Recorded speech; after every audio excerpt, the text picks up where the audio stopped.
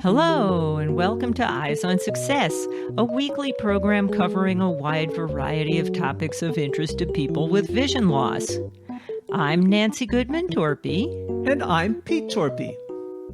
Yeah, I think quite often when people think design, they just think that we just draw pretty pictures, but that's not quite the case. There's a lot that goes into it, even like it's the user interface, it's the materials that you use, it's the joining methods of the product. And so for this as well, I had to make it fully waterproof to be able to use in the water for long periods of time.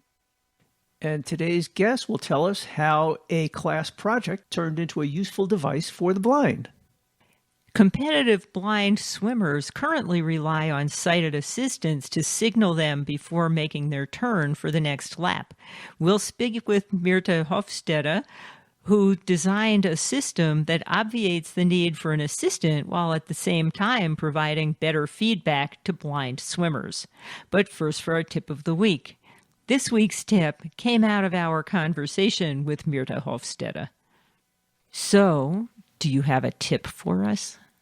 Well, I think Pete mentioned a pretty good tip, actually, for current visually impaired swimmers to wear those armbands on their arms if they keep getting scratched on the lane ropes.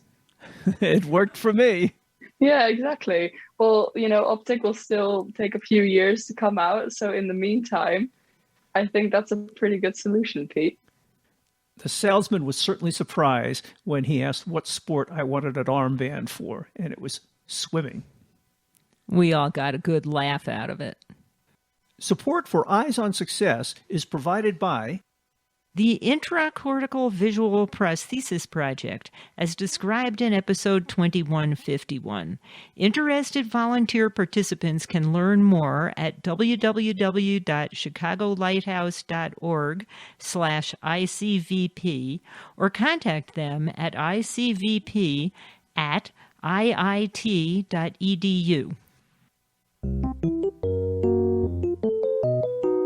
You are listening to Eyes on Success.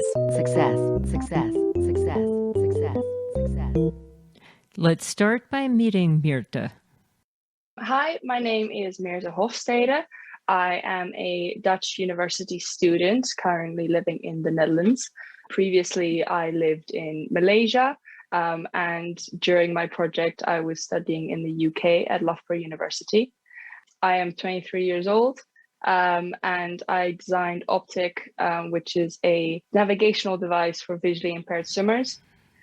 I gather you are not visually impaired yourself. What got you interested in developing a device for the visually impaired? So I used to be a competitive swimmer at international level. When I came across my final year design project, I wanted to do it in an area that I already had some base knowledge. And that was swimming. And then I went and researched current problems within the swimming world, and I came across visually impaired swimming. Did you know any visually impaired swimmers personally before getting involved in this project? I did not know, but I was very lucky throughout my project to have access to Loughborough University. And at that swimming pool that we have there, we have a visually impaired swimming program. So I was very grateful to use both the coach and the visually impaired swimmer throughout my research. And what is exactly your field of study? I study product design. So it's a Bachelor of Science, and it's very practical. And you start by doing a lot of research in the area that you're doing. Then you do ideation and play with a lot of technology in both electronics and mechanics areas. And then you come up with your final project through CAD software and rendering to create the nice images that hopefully can change the world. It's so nice to see colleges offering practical degrees like that these days and people actually majoring in such programs so they can have a real impact on the world. 100%. I think people don't always realize how much stuff around the world is designed. But that's actually good. That means that we're doing our job properly, because if something is designed well, you shouldn't have to think about it. But everything is designed. I mean, from a water bottle to a street lamp to your phone to medical appliances, everything has some impact from product designers. So it's a very broad area. I gather you're done with your education. Do you have a new degree you're going for or a job or something? Yeah, so I just finished my bachelor study, and now I'm starting my master's study in the Netherlands at the TU Delft, also in product design. Eyes on Success is made possible in part by our corporate partners. Underwriting pairs the impact of targeted marketing with the integrity of community goodwill. Learn more by sending an email to hosts@eyesonsuccess.net. This week's focus topic is the Optic Low Vision Swimming Aid designed for competitive blind swimmers.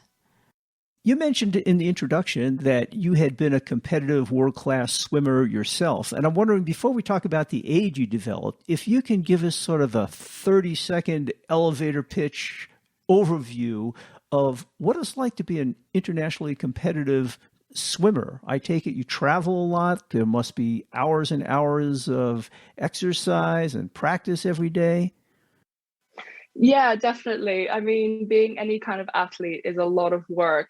So I was initially swimming in Malaysia because that's where I was born and where I grew up. And I swam with the national team out there, which was amazing. But yeah, so training was like at least 6 times a week. Training sessions would be 3 hours long. So it would be 2 hours in the pool and then 1 hour of either on land or gym training, especially for me, because I was a long distance swimmer. So I had to get a lot of kilometers in every training session. So I would swim maybe 7 kilometers per training, Wow. which is a lot. And also then morning sessions and night sessions and very early nights. So it's great if you have a passion for it, definitely. But obviously other things in your life, like social life, for example. But then you have your very close group of friends that you swim with every single day as well. It must be a pretty tight-knit community. 100%. Yeah, definitely. I mean, because you train together and you go through like the thick and thin together. And although swimming is technically an individual sport, you're all teammates. So you all support each other and you all hope that you do the best. So you gave us a quick glimpse of the aid that you want to develop for swimmers as your project for your degree. But you must have had lots of ideas. What pushed you in this particular direction and isolated this idea from the many other ideas and made you think you could make a contribution? So throughout my research, I was then looking into different problems within swimming. And I was looking at videos of visually impaired swimmers and what their current methods are. And that is a tapper. So it's either a coach or a volunteer that stands at the end of the pool with a long stick with a ball at the end of it that taps the swimmer on their head 1 or 2 strokes before they have to turn. And this is subjected to a lot of human error, because if the swimmer accidentally touches like the ball twice, then they can actually get disqualified, which is a lot of uncertainty for a swimmer within their race, and they can't even really do much about it. And then also regarding the training session, they don't use the tapper during a training session, only during competition. So then they don't have the consistency of practicing with the tapper as much as possible. Oh, that's interesting that they don't practice that way. How do they get to learn this skill at all then? I mean, they will practice it here and there, but it very much also depends on what kind of program you're in and if you have volunteers that are able to come and help. But quite often then they will use like equipment like a water sprinkler to indicate when they're near the wall or to actually count their strokes. But every single lap, if you have to count your strokes, then you're not really focusing on your training and trying to push your body to the limit. It occurs to me with the tapping method, if the tapper is off by even 1/10 of a second at the speed the swimmer is going, that could be a big difference in when they exactly hit the wall. Definitely. That's why during the Olympics, I mean, with the Paralympics happening at the moment, I watched it on the TV, and this Dutch swimmer actually got tapped too early and he turned and he completely missed the wall. So you have all this speed and all of a sudden you're just kind of like lying in the middle of the pool and you have to really use all your body might to kind of try and get going again. And that's insanely difficult. And if you are visually impaired as well, you also don't know which direction you should be going in. And the only thing that's actually giving you any indication is the wall. So if you can't feel that, then I can imagine that's very stressful. And plus, you need to push off the wall in order to get a good start in the reverse direction. Exactly. So he lost a lot of time with that. And as a coach, tapping someone during the Olympics, they themselves feel a lot of pressure because if they do it wrong, then it's on them. And then, for example, say they had a chance at winning gold at the Olympics and they tap them wrong, then that could be gone. And then based on your mistake, you've then cost someone an Olympic medal. And what coaches said during my research was that they wouldn't be able to live with that. Right. You set up a pretty strong motivation for developing a better system. Can you describe your system and how it differs from the traditional tapping method? Well, so what I aimed to do was give swimmers the feedback to let them know when they are near the wall, and for them to also swim in a straight line down the middle of the pool instead of zigzagging and hitting the lane ropes. Optic does that by using both a wearable device and a poolside device. So the wearable device, the swimmer will attach to their goggle line, and then the poolside device, the coach will attach to the wall before either training or competition. And how do those devices interact? So they interact using Bluetooth connection, and the technology used is infrared beams, ultrasonic distance sensors, and bone conduction hearing. And bone conduction hearing is very interesting because with visually impaired swimmers, because obviously one of their senses is already not there, then all their other senses are, of course, heightened. So if you are then going to put a earpiece into the swimmer's ear, then they lose their surround sound. So bone conduction hearing uses vibrations on the temple to actually send those vibrations straight away to the inner ear instead of using the outer ear for sound. So swimmers can hear the feedback given by the device very clearly while still being able to hear their surroundings and their coach and the water and everything like that. What kind of input does the device provide to the swimmer? So regarding swimming in the middle of the lane, it will tell the swimmer to either move left or right based on their location in the water to stop them from hitting the lane rope and being as efficient as possible regarding a straight line. And then it will also give them a countdown of when they are near the wall so that they don't have this abrupt tap. They have a bit more of time to prepare. So they don't have to rely on counting their strokes anymore, and they can time their turn perfectly. Is this in terms of speech feedback or some kind of audio beeping or frequency? So this is in terms of speech feedback. I found that with beeping that it wasn't as clear as you wanted it to be. And especially during a race when you're pumped up on adrenaline, you kind of just want the clearest feedback as possible. You don't want to have to think, oh, what did it say? Like, what does that beeping mean? So it was through speech feedback. So it's almost like a GPS kind of system, but in the water. So it will tell you presumably a little left or 5 feet to go or something like that? Exactly. Well, it wouldn't say a little left. It would just be like left or right, just to be as concise as possible rather than having words in between that could confuse the swimmer. But then, yes, regarding the distance to the wall, yes, it would say 5 meters rather than feet, as the Americans say. So it would tell them 5 meters, 3 meters, 2 meters, and basically give them a countdown and then tell them turn at the exact moment that they need to turn. So this gives them a bit more preparation to know when they are near the wall rather than just having that instant tap on their head and then all of a sudden having to turn without having any kind of prior warning. Can you describe what both the wearable and the part on the edge of the pool look like? Yeah, definitely. So the wearable device is almost like a semicircle kind of shape. It has a rigid segment that holds all the electronic components. And then it has little hooks on the inside for the goggles to clip onto when in the water. And then it also has this rubber seal around it to basically mold to the swimmer's head a bit more, because obviously when a swimmer dives into the water, we don't want it to come off.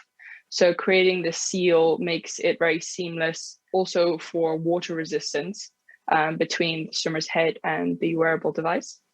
And then the Poolside device uses these two suction cups to basically stick onto the tiles of the pool wall.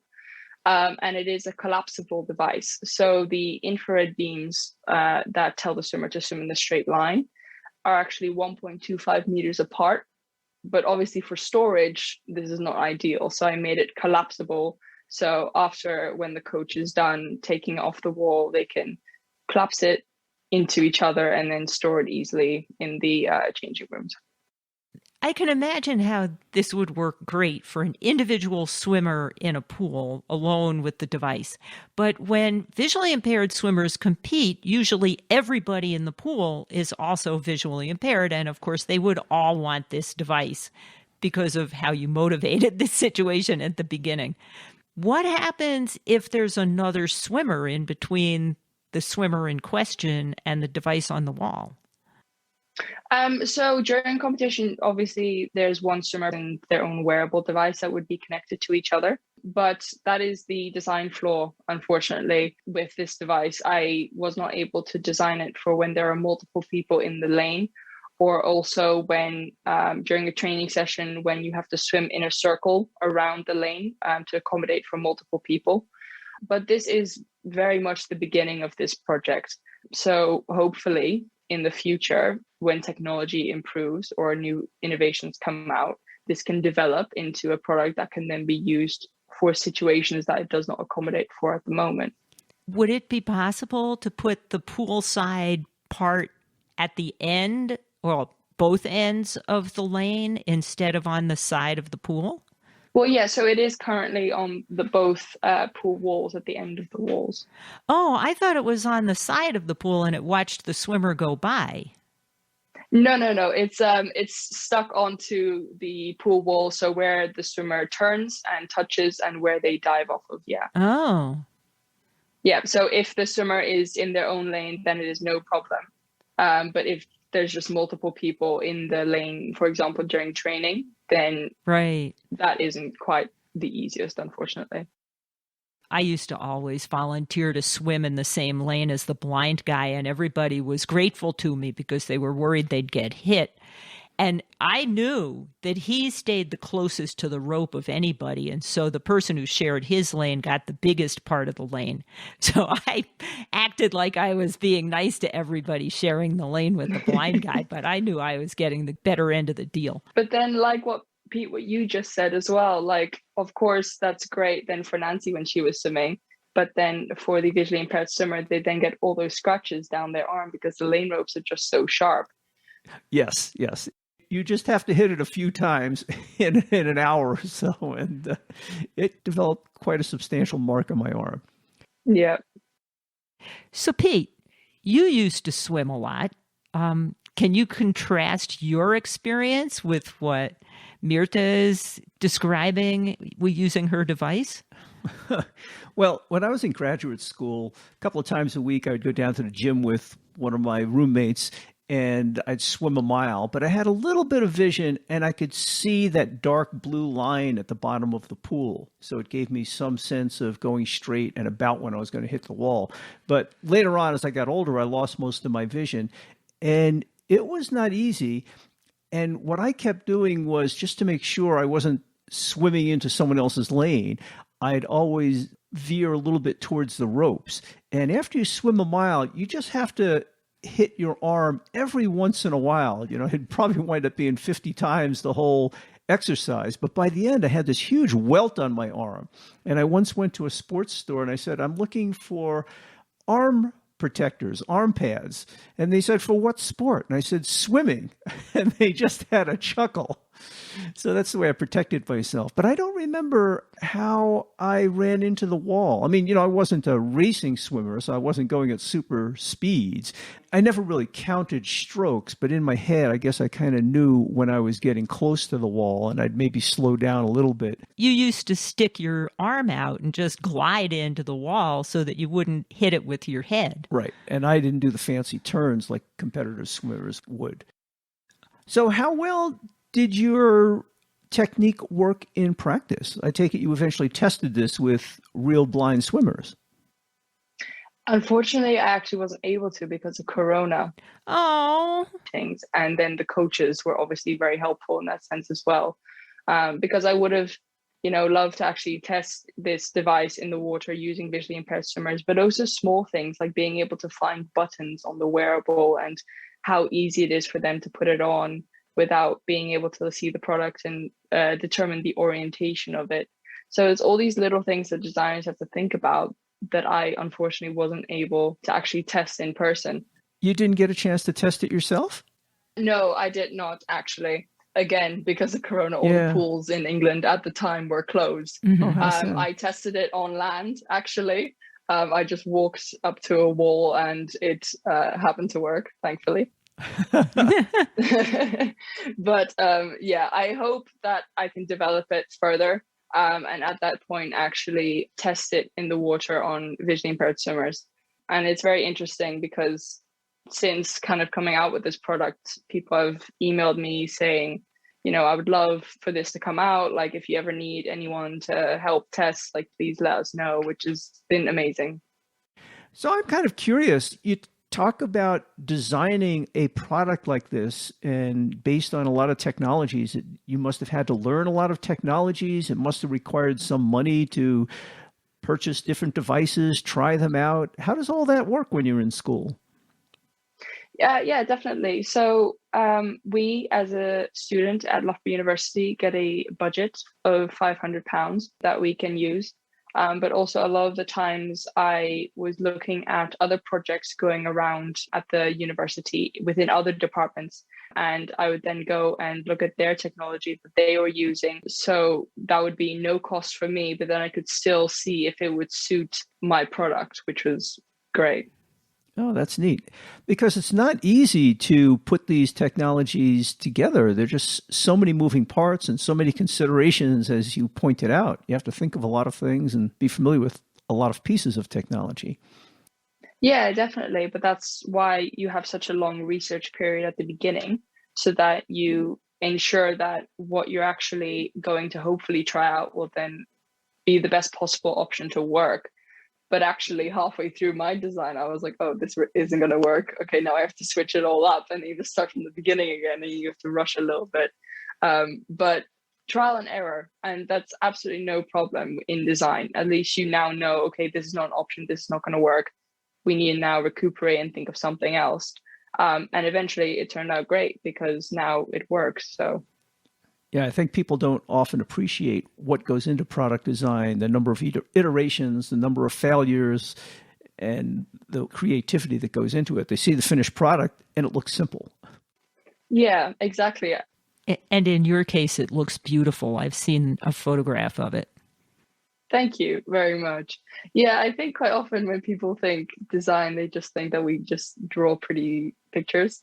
But that's not quite the case. There's a lot that goes into it. Even like it's the user interface, it's the materials that you use, it's the joining methods of the product. And so for this as well, I had to make it fully waterproof to be able to use in the water for long periods of time.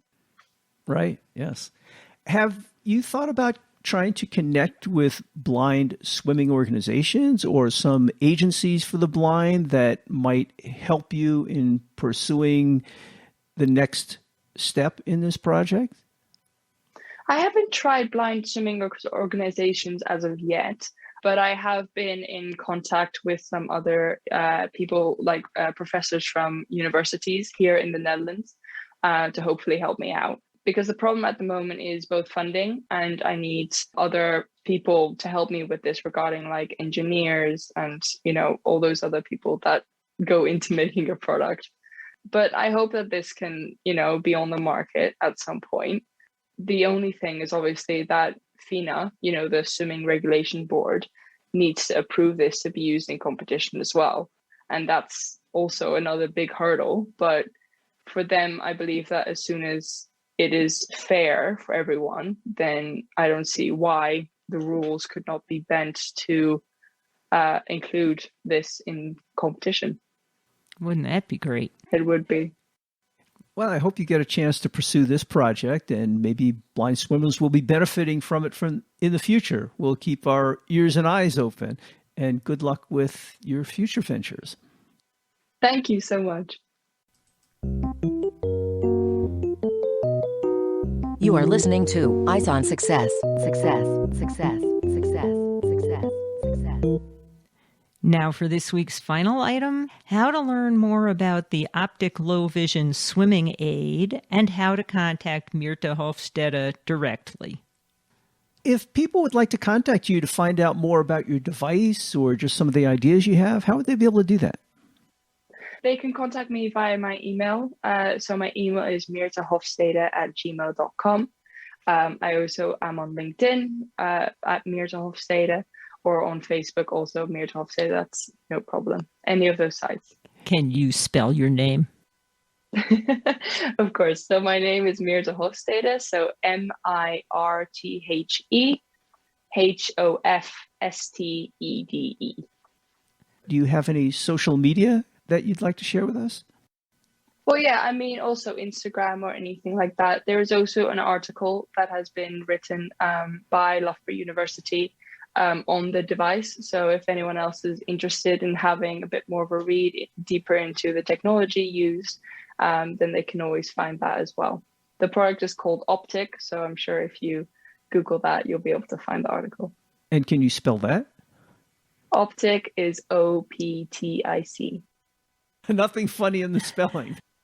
No, not with Optic. Okay.